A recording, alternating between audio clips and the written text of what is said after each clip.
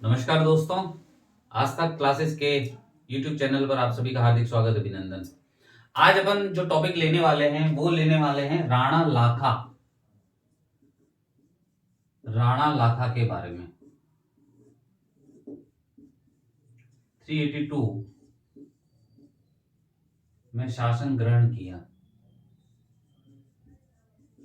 राणा लाखा ने लगभग 1382 ईस्वी में शासन ग्रहण किया और राणा लाखा का दूसरा नाम था लक्ष्य सिंह। लक्ष्य सिंह नाम था। लक्ष्य सिंह से अपन जब चलते हैं या सोचते हैं तो लकी माना जाता है, और लकी का मतलब होता है भाग्यशाली। राणा लाखा बहुत भाग्यशाली व्यक्ति था, और भाग्यशाली जो व्यक्ति होता है तो उसे इसलिए कहा जाता है कि उसके शासन काल में सब कुछ उसे ऐसे ही मिल जाता है, इसलिए उसे भाग्यशाली कहा गया। कहते हैं राणा लाखा ने जब शासन ग्रहण किया उस समय उदयपुर में चांदी की जावर माइंस मिली थी, चांदी की खदान मिली थी। चांदी की क्या मिली थी? खदान। चांदी की खदान मिल गई। अब चांदी की खदान जिसके शासन काल में मिली हो तो सीधी सी बात है भाई कि उसका शासन काल बहुत अच्छा होगा। जिसके शासन काल में चांदी ही चांदी हो गई हो तो उसका शासन काल ही चांदी होगा। अब राणा लाखा के शासन काल में खदान मिल गई, राणा लाखा का शासन काल ऐसे ही बहुत अच्छा हो गया। लेकिन राणा लाखा के जीवन की कुछ घटना है जो जिससे राणा लाखा जाने जाते हैं। अब घटनाएं क्या क्या है, कुछ घटनाओं पर विस्तृत जानकारी लेते हैं। अब क्या हुआ कि राणा लाखा के समय जब राणा लाखा शासन कर रहा था तो राणा लाखा अपने सिंहासन पर बैठा हुआ था। सभा चल रही है, चारों तरफ लोग बैठे हुए हैं, इधर भी लोग बैठे और यहाँ चूड़ा बैठा हुआ है। राणा लाखा यहाँ बैठा हुआ है साहब। अब यहां पर क्या हुआ कि मारवाड़ का शासक रणमल और रणमल की बहन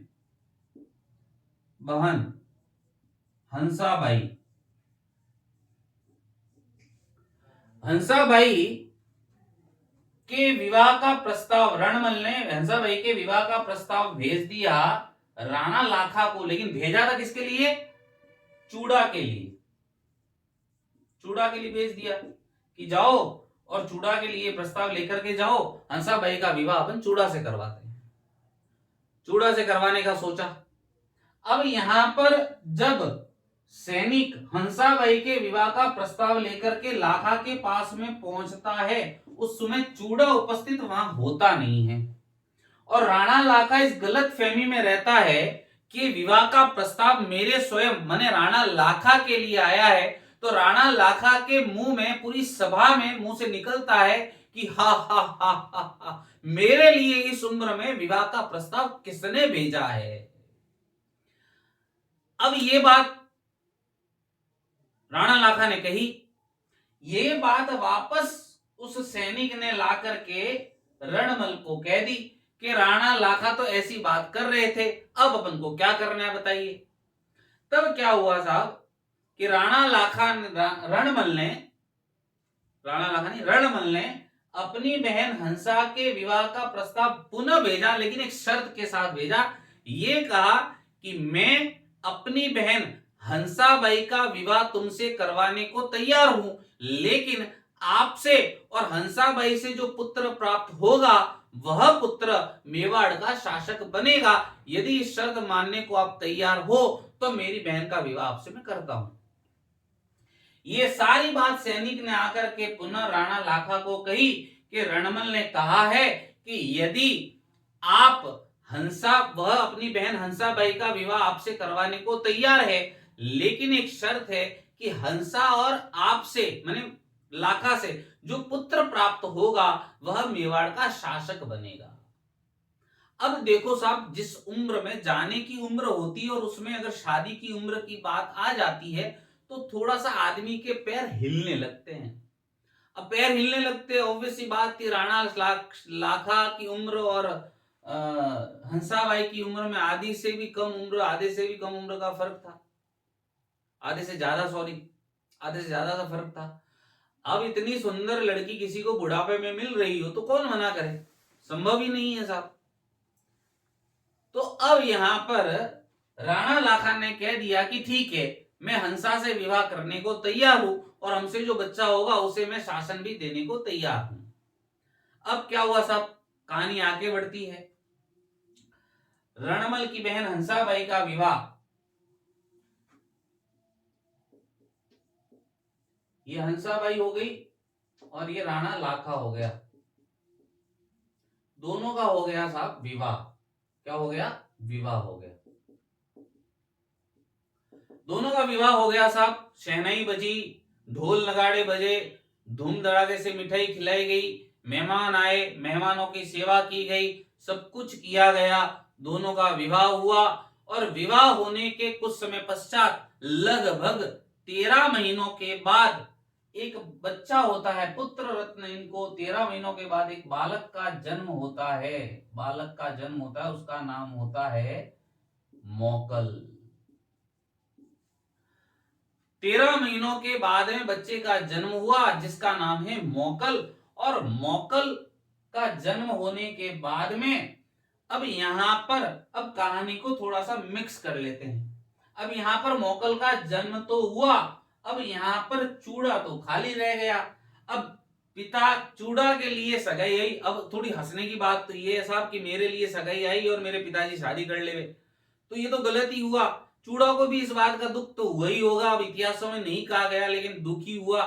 तो चूड़ा चूड़ा को दुख हुआ, लेकिन चूड़ा ने ऐसा दुख तो व्यक्त किया नहीं कि पिताजी यार मेरे लिए सगाई आ गई और आपने सगाई कर ली। ऐसा थोड़ी होता है। आजकल के अगर जनरेशन हो, पीढ़ी हो, तो बोल सकती है कि पिताजी ये तो मेरी वाली थी, आपकी वाली कैसे हो गई। तो बात यही है। तो मेरे कहने का मतलब था कि अब यहां पर चूड़ा के हाथ में कुछ बचा तो था नहीं। तो चूड़ा ने क्या किया साहब कि चूड़ा ने कहा कि पिताजी मैं आपके लिए सब कुछ त्यागने को तैयार हूं। और चूड़ा को मेवाड़ का भीष्म पितामह कहा गया। मेवाड़ का भीष्म पितामह, मेवाड़ का भीष्म पितामह कहा गया साहब।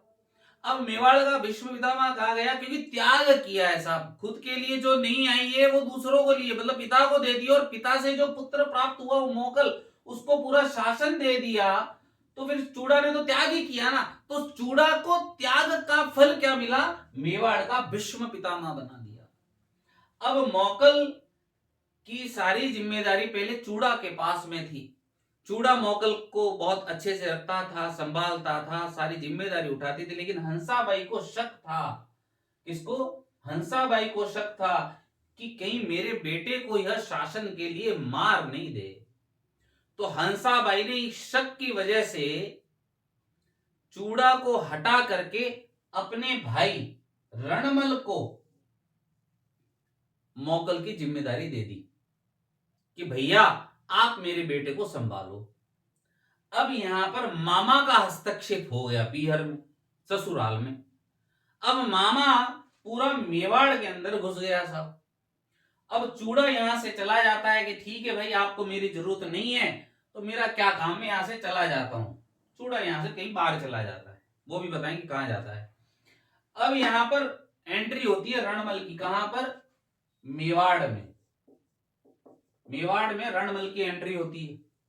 और मेवाड़ में रणमल की एंट्री होती है, उसके पहले लाखा को पूरा कर लेते हैं, क्योंकि मेवाड़ की एंट्री होती, मौकल की एंट्री होती, सीधा रणमल की एंट्री होने के बाद में सीधा मौकल आएगा और मौकल के बाद में सीधा कुंभा आएगा। इतना जल्दी जंप नहीं मारते, पर थोड़ा सा रिपीट वापस होते हैं। अब यहां पर राणा लाखा के बारे में और भी कुछ जानकारी, रोचक जानकारी अपन को मिलती है। अब कहते हैं कि राणा लाखा और एक नटनी का आपस में कोई प्रेम प्रसंग था। क्या था? प्रेम प्रसंग। अब राणा लाखा और नटनी का आपस में प्रेम प्रसंग था। तो रात को दोनों बैठे होंगे और बात कर रहे थे। तो नटनी ने कहा कि यदि मैं पिचोला झील को रस्सी से पार कर दूं तो क्या आप मुझे मेवाड़ का सारा शासन सौंप देंगे? तो राणा लाखा ने कहा कि राणा लाखा ने विचार किया, लेकिन कहते हैं कि सुरा, मतलब उसमें कहते हैं कि आनंद की मुद्रा में थे। अब मैं क्या उसमें शब्दों का प्रयोग तो नहीं, लेकिन आनंद की मुद्रा में थे। अब आनंद की जब व्यक्ति मुद्रा में होता है तो उसे कुछ सूझता नहीं, तो उसने कहा ठीक है भाई, तू अगर पिछोला झील को पूरा पार कर लेती है रस्सी पर, क्योंकि नटनी थी, उसका काम ही चलना होता था रस्सी पर, तो तू अगर पार कर लेती तो पूरा साम्राज्य तेरा मेवाड़ का। बोल तो दिया, और राजपूत ने जुबान दे दी है तो कुछ सामान्य जुबान तो नहीं, राजपूत ऐसी जुबान देते नहीं है, और देते तो पूरी करते हैं। क्योंकि सब ऐसा मेरा ये मानना है कि देखो, राजस्थान के इतिहास में राजपूतों ने और भारत के इतिहास में जो राजपूतों ने जो योगदान दिया है ना साहब, उनके योगदान को टाला नहीं जा सकता। भले ही सबने दिया, ऐसा नहीं कि नहीं दिया, सबने दिया हो, लेकिन उन्होंने जो अपना योगदान दिया है, अपने परिवारों को खोया है, सबको खोया है, और योगदान देकर के इस भारत भूमि को जिंदा रखा है साहब, तो उनके योगदान को भी नमन है, भुलाया नहीं जा सकता। सामान्य इतिहास में यदि राजपूतों को हटा दिया जाए तो इतिहास में कुछ बचता नहीं है साहब। मैं ये नहीं कह रहा कि किसी जाति ने, सिर्फ राजपूतों ने, सब जातियों का योगदान था, लेकिन राजपूतों का विशेष योगदान था, क्योंकि राजपूतों को क्षत्रिय में लड़ने का ही काम दिया गया था कि आपको जनता की रक्षा करनी है। राजपूत शब्द अपने आप में छोटा नहीं है, राजपूत शब्द अपने आप में बहुत बड़ा है। समय मिलने पर राजपूत शब्द की व्याख्या भी करेंगे, राजपूत शब्द है क्या। तो राजपूतों का योगदान है साहब इतिहास के अंदर, तो उसका तो सम्मान होना ही चाहिए। जिस व्यक्ति ने त्याग किया है उसके उसके सम्मान में दो लाइनें बोल दे तो कोई फर्क नहीं पड़ता साहब। तो यहां पर नटनी का मामला आ गया। नटनी ने कहा कि मैं अगर इसको मतलब पूरी पिछोला झील को क्रॉस कर दूं तो पूरा साम्राज्य मेरा। तो हाँ नटनी, पूरा साम्राज्य तेरा, ठीक है। दूसरे दिन सारी व्यवस्था की गई। राणा लाखा भी अपने सिंहासन पर, जहां व्यवस्था पिछोला झील पर सिंहासन की व्यवस्था की गई, बैठे। चारों तरफ भीड़, ढोल धमाके और ढोल धमाके के साथ पिछोला झील पर नटनी ने रस्सी पर चलना शुरू किया, और थोड़ी नटनी आधे रास्ते तक आई कि राणा लाखा को टेंशन होने लगी साहब कि आधे रास्ते तक तो आ गई और आधा पार कर ली, और पूरा साम्राज्य मेरे हाथ में जाएगा और लोग हंसेंगे जो अलग है, अब मैं करूं क्या। तो उसने अपने सैनिकों को इशारा किया, और सैनिकों को इशारा करते ही उसने सैनिकों ने यहां से रस्सी काट दी। रस्सी काटती नटनी आ गई पानी के अंदर नीचे, और नटनी की हो गई मृत्यु और आत्मा ऊपर। अब यह नटनी वाला मामला भी समाप्त हो गया। प्रश्न पूछा जाता है कि नटनी का चबूतरा किस झील के किनारे स्थित है, तो वह है पिछोला झील के किनारे। बड़ा ध्यान से सुनना, पिछोला झील के किनारे। ये एक और फिर एक कहानी लाखा से और जुड़ी है। बूंदी में तारागढ़ का किला है जिसे तिलस्मी किला कहा जाता है। अब यहां पर राणा लाखा के पिता ने वो बूंदी के किले पर, मैंने तारागढ़ के किले पर कब्जा करना चाहते थे, लेकिन कर नहीं पाए। तो लाखा ने अपने पिता की कसम को पूरा करने के लिए कसम खाई कि जब तक मैं बूंदी के किले पर अधिकार नहीं करूंगा, अन्न जल ग्रहण नहीं करूंगा। अब क्या पता इन्होंने सजेशन किसने दिया, ये समझ में नहीं आया, लेकिन जिसने भी दिया, अब राजपूत थे साहब, कसम तो खा ली। अब कसम खा ली तो यहां पर टेंशन भी बढ़ गई साहब कि यार कसम खा ली, अब क्या। आक्रमण भी किए लेकिन वो किला हाथ में नहीं आवे, करे क्या, टेंशन।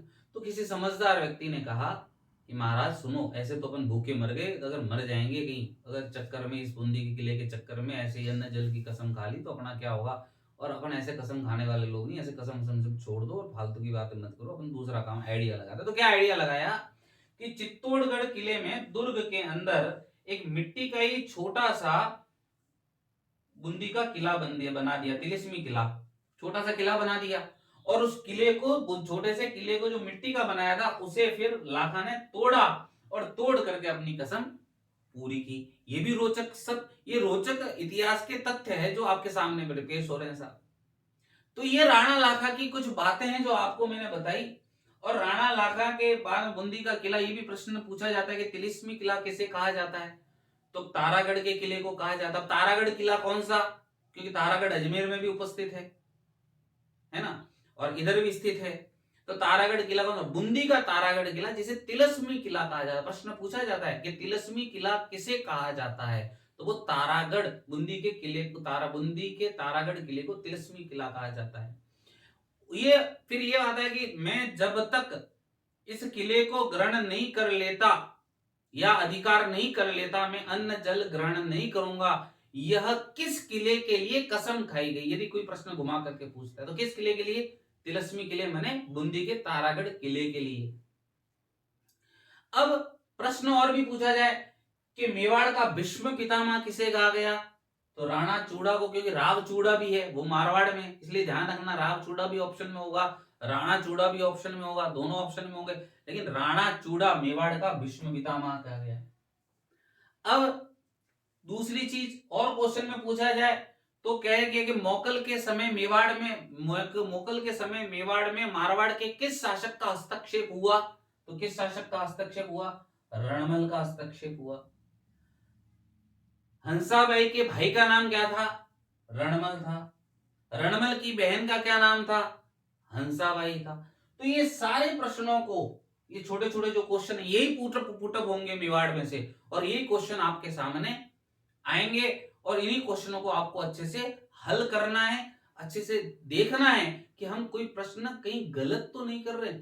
क्योंकि दोस्तों जल्दबाजी के अंदर जब प्रश्न को सरल पूछा जाता है तो जल्दबाजी में अपन वो गलत करके आते हैं, और वो गलत प्रश्न ही अपन को मेरिट से बाहर लाता है। इसलिए क्वेश्चन हल करने से पहले उसे एक बार शांति से पढ़ो और उसको समझो और फिर उसे हल करो, क्योंकि जल्दबाजी आपको नुकसान करेगी।